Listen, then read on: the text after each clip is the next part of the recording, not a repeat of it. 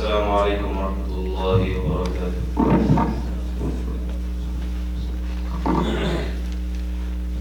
الله أكبر الله أكبر الله أكبر الله أكبر أشهد أن لا إله إلا الله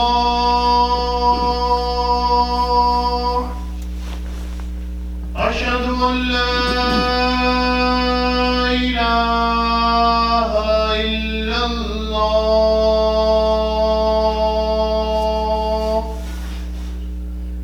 أشهد أن محمدًا رسول الله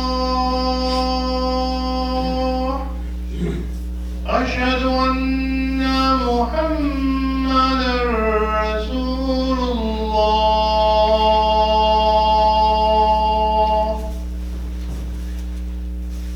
حي على الصلاة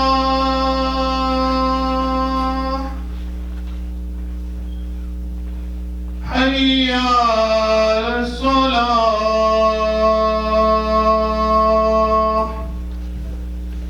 حي على الفلاح حي على الفلاح الله أكبر الله أكبر لا إله إلا الله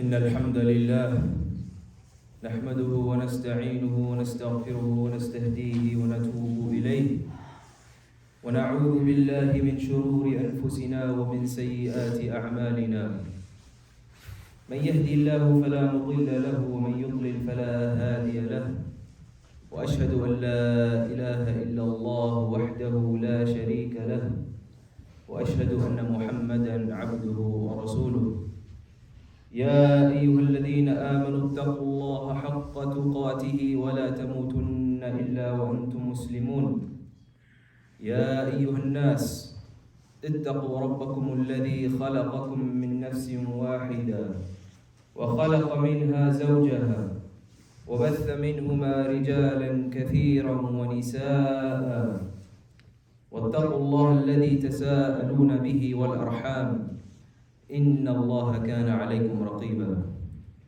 يا أيها الذين آمنوا اتقوا الله وقولوا قولا سديدا يصلح لكم أعمالكم ويغفر لكم ذنوبكم ومن يطع الله ورسوله فقد فاز فوزا عظيما ثم أما بعد فإن أصدق الحديث كلام الله عز وجل وخير الهدي هدي نبينا محمد صلى الله عليه وسلم وإن شر الأمور محدثاتها وكل محدثة بدعة وكل بدعة ضلالة وكل ضلالة في النار أجارني الله وإياكم من النار. All praise belongs to Allah subhanahu wa ta'ala. We praise Him, we thank Him, we seek His forgiveness, we seek His gratitude, we seek His forgiveness, and we seek His help. Where Allah guides, none can misguide. And whoever Allah misguide, none can guide. And I bear witness that there is no deity in truth to worship except Allah Azza wa Jal. And I bear witness that Prophet Muhammad sallallahu alayhi wa sallam is his slave and final messenger. My dear brothers and sisters in Islam, today I just have general advice that will be beneficial to everyone inshallah, but mostly be towards the youth. Knowing the situation in the Ummah right now, what's happening in Gaza, in Sudan, in Yemen, in Kashmir, most of the Muslims around the world in our Ummah are suffering. So sometimes many of us will have, especially our youth, will have some questions that will start ringing in their heads. How come Allah subhanahu wa ta'ala, the dominant over the universe, how come he's not stopping all this oppression that's happening to his slaves? And this question, it can linger in our hearts sometimes, especially to the ones who do not understand the concept of al-qadr, the sixth pillar of Iman. Some of our youth, they keep these questions to themselves, and it starts burning them from the inside. They feel shy to speak about it to their parents. They feel shy to approach the Imam. They just keep it within themselves. And what happens over time, unfortunately, bit by bit, it starts burning them from inside, these questions, and they could end up having a faith crisis. Could end up developing doubts. Some of them, worst case scenario, will retreat away from their faith and leave Islam. So there's two major issues that I would say affects our youth today that we're going to deal with in this khutbah today, inshallah. Number one is the question about pain, suffering, general disasters, calamities that happen in one's lifetime. Especially nowadays with all the oppression that's happening around the world, that's happening to the Muslims. These questions will arise. Every one of us faces challenges in our daily lives. Every one of us have experienced some sort of pain or suffering or a time of pressure, or maybe a loss of a loved one, a friend, a family member. And what we see in the TV today, subhanAllah, on social media, it really hurts. And we see people suffering all around the world, where people do not have food, people are starving. There's wars, floods, natural disasters, calamities, earthquakes, so on and so forth. And some of us will ask these questions. Why doesn't Allah stop this evil that's happening around the world? Why doesn't Allah stop this pain and suffering that's happening around the world? But this question specifically is dealt in Surah Al-Kahf. Allah subhanahu wa ta'ala deals with this specific question about pain and suffering in Surah Al-Kahf, in the story of Musa and Khidr. Now imagine every single week Allah subhanahu wa ta'ala, every Friday, He wants us to remind us about this story. This framework of questioning, what we're discussing about right now is in philosophy, is called the problem of evil. And unfortunately, our kids, our youth, are bombarded with these sort of questions. Oh, why do you believe in a God that is not stopping all this evil around the world? And this is the argument that atheists will say, is like, oh, I don't believe in a God because look what's happening around the world. How can I believe in a God that is not just and that's allowing this to happen? So the story goes in Surah Al-Kahf, Allah subhanahu wa ta'ala sends one of his servants, Al-Khidr, in a journey with Musa alayhi salam, where Musa is supposed to be learning from this man. Now the ulama, they have differed whether Khidr alayhi salam is a prophet or he's an angel, but we don't need to argue about that. We just need to know that Allah subhanahu wa ta'ala guided him and gave him certain wahi, revelation, and certain knowledge so that he could do some things in the world with it. So talking about pain and suffering, the most painful event that could happen in a human being's life is the loss of a child. And there was a scientific report from Australia proving this, saying that a loss of a child is the most extreme form of pain a human being can go through. I mean, subhanAllah, imagine the people of Gaza, how they feel when the parents lose their children, when they lose their whole family tree is cut off, and they still holding on firm to their faith. It's very powerful, something we can learn from them. So they go through this journey, Musa and Khidr, and they find a little boy. And Al-Khidr, what does he do? He proceeds to kill that young innocent boy. Now Musa alayhi salam, being a Nabi, being a prophet, what is one of the most important characteristics that a prophet should have is the concept of enjoining the good and forbidding the evil. that within a prophet is at the highest level. When they see a munkar, when they see evil, they will speak about it. And they will do everything they can to stop it. And they will promote good. So when he sees this horrendous crime being committed in front of his own eyes, he yells at Khidr, أَقَتَلْتَ نَفْسًا زَكِيَّةً بِغَيْرِ نَفْسٍ لَقَدْ جِئْتَ شَيْئًا نُكْرًا. You've done something so evil. You just killed a young, innocent life for no reason. So what do you think happened? And you put yourself in that scenario, a parent will come and see their child's lifeless, dead body in front of them. How do you think they would feel? And that pain and suffering that the parent could persist for a very long time. They might not get over it for the rest of their life, that pain of losing a child. So somebody might say, why would Allah subhanahu wa ta'ala order His servant to commit such a deed? A murder of a young innocent child. So let's go back to the problem of evil before giving the answer.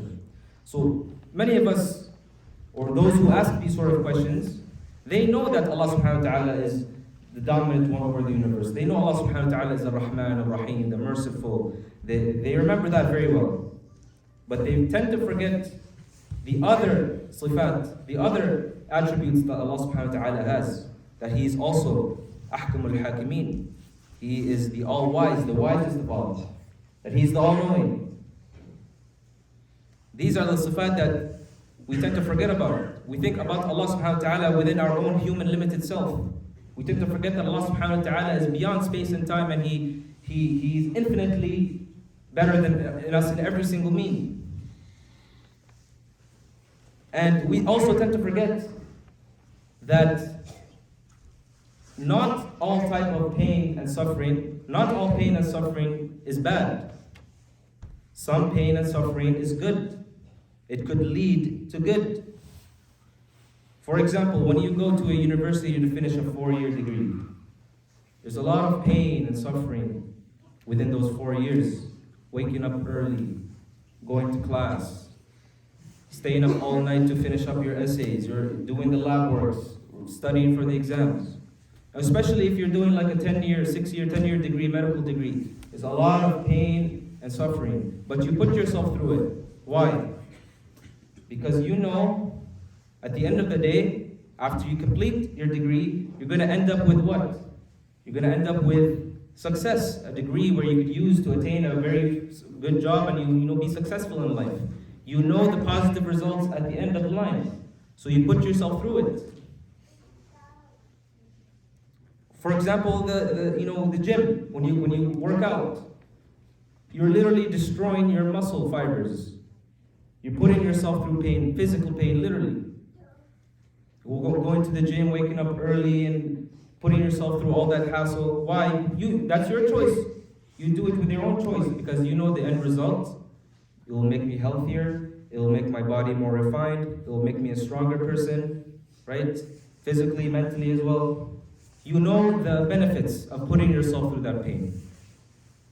Well, Allah subhanahu wa ta'ala, the all-knowing, knows the past, future, present. He knows the benefits of putting us through whatever pain we're going through today. He knows at the end of the line, what you're going through will help you become a stronger, better person. Will help you get iman in every aspect, because only good comes from Allah subhanahu wa ta'ala. We cannot say, وَالْعِيَاذُ بِاللَّهِ, that evil comes from Allah subhanahu wa ta'ala. This is a very, very, very dangerous statement to say that.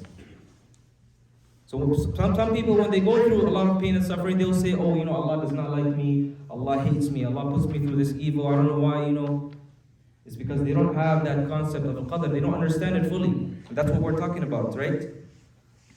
So when you have this sort of understanding, so this sort of mindset, life will become very simple. It becomes easy. There's no faith crisis. There's no doubts.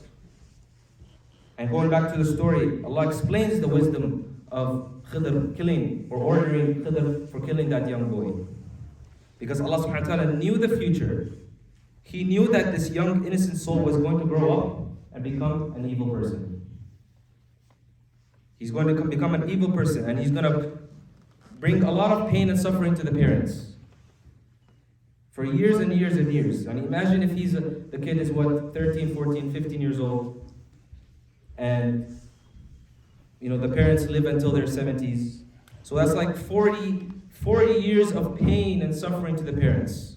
Mental, physical, it could be physical abuse, mental abuse, all sorts of pain that will result from this child. And these parents, forgot to mention that these parents were righteous parents, pious parents. And Allah didn't want to put them through that suffering, the long-term suffering. So Allah subhanahu wa ta'ala wanted to rid the parents of this pain and suffering that people didn't know about, because we don't know the future.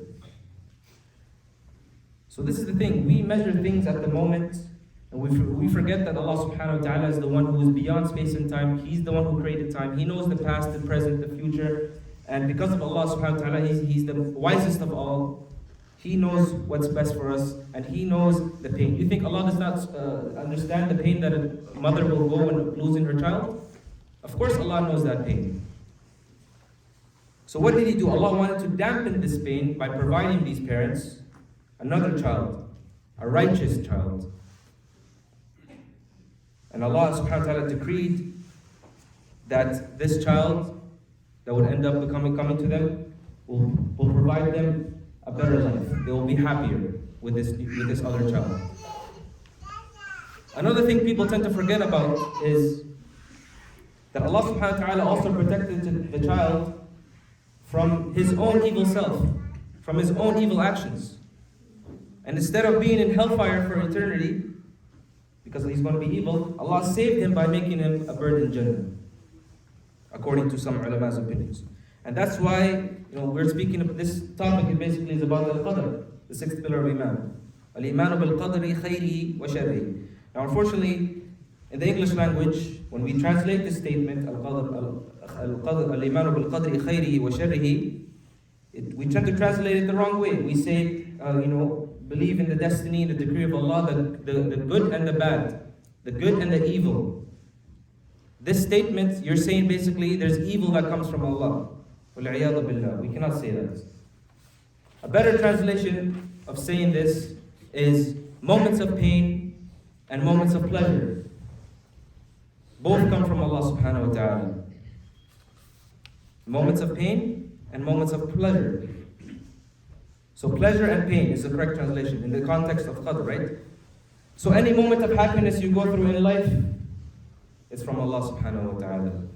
Any moments of pain and suffering you go through in life, it's from Allah subhanahu wa ta'ala. And only goodness comes from Allah subhanahu wa ta'ala. There's no evil from Allah. So subhanAllah, when a person lives with such understanding, they will proceed through life with an open chest, with the heart of a lion. Any calamity that will face them, they would stand firm, just like the people of Gaza. Because they have the true Iman, they understand the concept of Qadr, they know that what pain they're going through is Allah's putting them through that because it's best for them. And they understand that.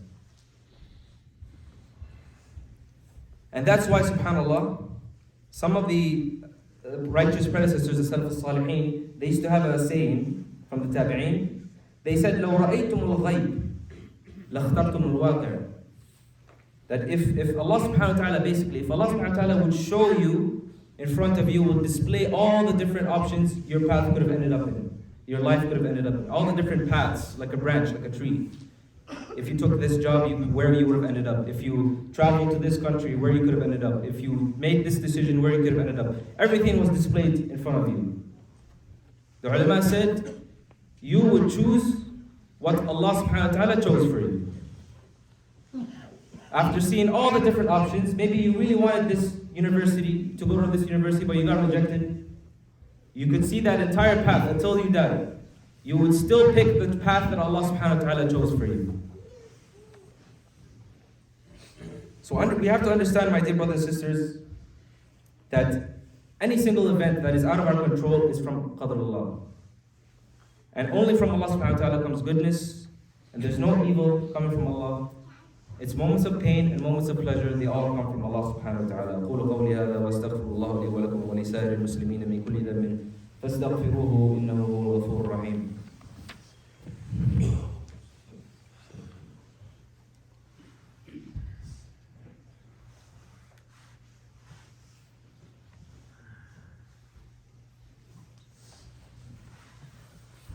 الحمد لله على إحسانه والشكر له على توفيقه وامتنانه وأشهد أن لا إله إلا الله وحده لا شريك له وأشهد أن محمدا عبده ورسوله.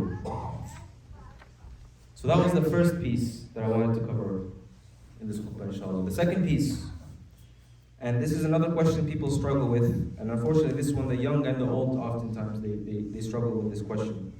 Many people come and say, why does Allah want us to pray? Why does Allah want us to do this? Why are there so many rules? Why are there so many restrictions? Especially living in the West. You know, I like my freedoms, but Islam is so restrictive. There's so many limitations. Why does Allah want us to do all this stuff and not do all this stuff? We have to understand that Allah subhanahu wa ta'ala is al-Fardu samad. He's the unlimited, the infinite, the independent. Does not need anybody. Allah does not need you when you pray. Allah does not lose anything when you pray. The question stems from a bigger problem. It's simply not understanding what Islam is all about. Many youngsters say, oh, Islam has a lot of do's and don'ts. Right? You can't drink, you can't go clubbing, you can't do this, I can't do that, I have to do this, I have to do that. I can't work haram jobs, interest, and all this stuff. So many restrictions. Too many rules. I want my freedom. Allah subhanahu wa ta'ala does not need anything from anybody. He's the independent. So why is He telling us what to do? Simply because. It's very simple. When Allah subhanahu wa ta'ala tells you to do something, it's because you, as a human being, cannot figure it out yourself.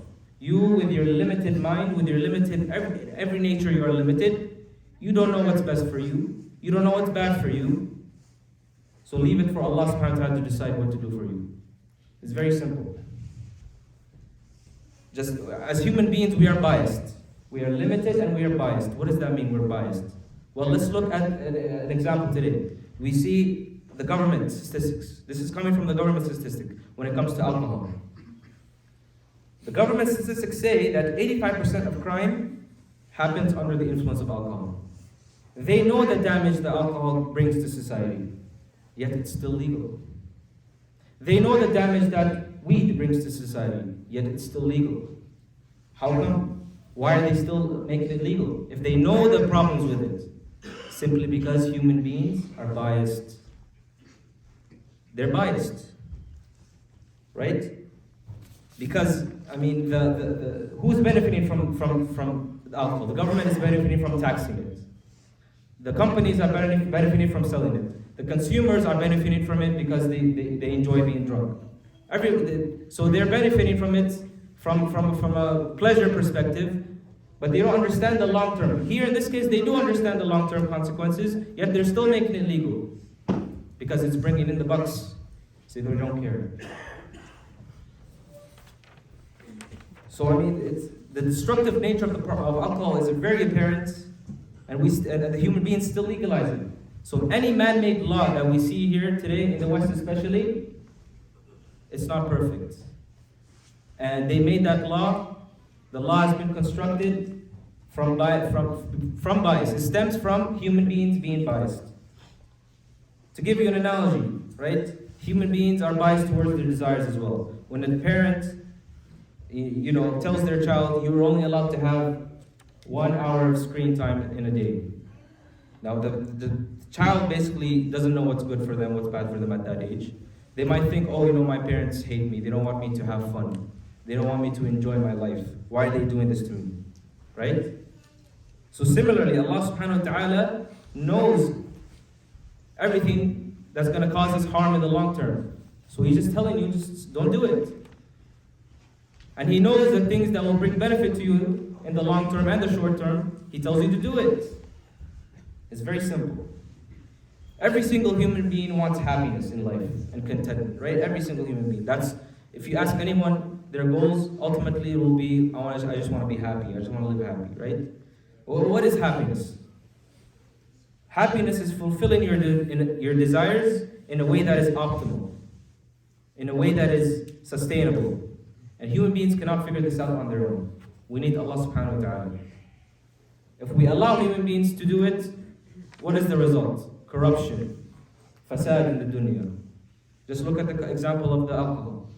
Just look at the example of legalizing LGBT and all these other. Every single man-made law is corrupt. Well, the end result will be corruption and destruction of society. This is why we have to put our full trust in Allah, the legislator. He is the legislator. We should take His laws and apply them on this earth. Only then we will see happiness. And of course, true happiness will only be found in Jannah. But the closest thing to happiness, if you want to experience it in this life, is only if you apply and follow Allah's laws on this earth. It's very simple. Allah is Ar-Rahman Ar-Rahim, the most merciful. When He demands something from you, just like when a parent demands something from their child, the parent is not benefiting from it. Allah is not benefiting from it. When the parent tells their child, don't eat sugary stuff, the parent is not benefiting from it. The child is benefiting from it. Same thing here when we apply to our relationship with Allah subhanahu wa ta'ala. So as Muslims, especially our youngsters, we need to understand this, inshallah, and I hope it was beneficial, and I hope you can pass it down to your children, pass it down to our youth. This is very important knowledge. I ask Allah subhanahu wa ta'ala to grant us the understanding. I ask Allah subhanahu wa ta'ala to make us follow in the footsteps of the Anbiya, and I ask Allah subhanahu wa ta'ala to grant victory to all the Muslims who are suffering around the world, whether it's in Sudan, in Gaza, in Palestine, in Yemen, in Kashmir, all the Muslims all around the world. إن الله وملائكته يصلون على النبي يا أيها الذين آمنوا صلوا عليه وسلموا تسليما اللهم صل على محمد وعلى آل محمد كما صليت على إبراهيم وعلى آل إبراهيم في العالمين إنك حميد مجيد وارض اللهم عن الخلفاء الراشدين عن أبي بكر وعمر وعثمان وعلي وعن سائر الصحابة أجمعين وعنا معهم بعظمك وكرمك وجودك يا أكرم الأكرمين اللهم أعز الإسلام والمسلمين وأذل الشرك والمشركين ودمر أعداءك أعداء الدين وانصر عبادك المسلمين المستضعفين في كل مكان يا رب العالمين اللهم أرنا الحق حقا وارزقنا اتباعه وأرنا الباطل باطلا وارزقنا اجتنابه عباد الله إن الله يأمر بالعدل والإحسان وإيتاء ذي القربى وينهى عن الفحشاء والمنكر والبغي يعظكم لعلكم تذكرون فاذكروا الله العظيم يذكركم واشكروه على نعمه يزدكم ولذكر الله أكبر والله يعلم ما تصنعون.